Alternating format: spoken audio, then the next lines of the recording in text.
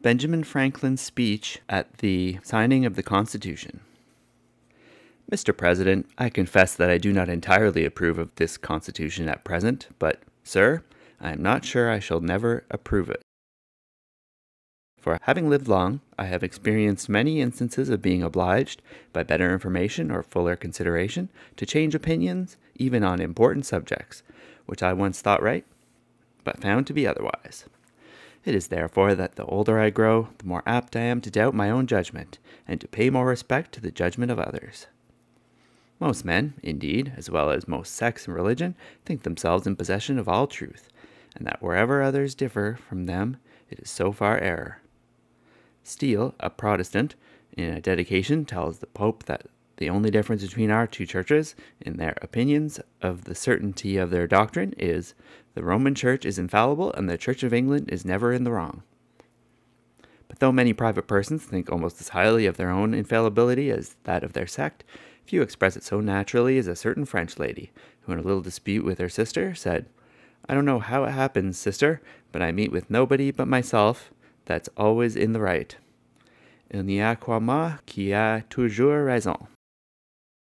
In these sentiments, sir, I agree to this Constitution, with all its faults, if they are such, because I think a general government necessary for us, and there is no form of government but what may be a blessing to the people, if well administered. And I believe farther that this is likely to be well administered for a course of years, and only can end in despotism as other forms have done before it. But the people shall become so corrupted as to need despotic government, being incapable of any other.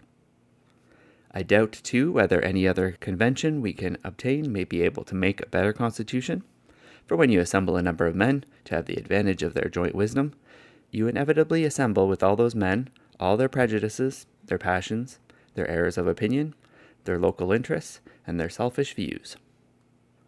From such an assembly can a perfect production be expected? It therefore astonishes me, sir, to find this system approaching so near to perfection as it does. And I think it will astonish our enemies, who are waiting with confidence to hear that our counsels are confounded, like those of the builders of Babel, and that our states are on the point of separation, only to meet hereafter for the purpose of cutting one another's throats. Thus I consent, sir, to this Constitution because I expect no better, and because I am not sure that it is not the best. The opinions I have had of its errors I sacrifice to the public good. I have never whispered a syllable of them abroad. Within these walls they were born, and here they shall die.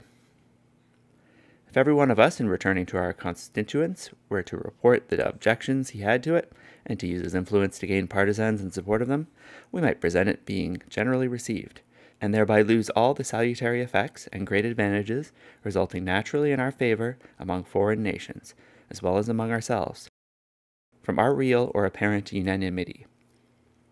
Much of the strength and efficiency of any government, in procuring and securing happiness to the people, depends on opinion, on the general opinion of the goodness of that government, as well as of the wisdom and integrity of its governors.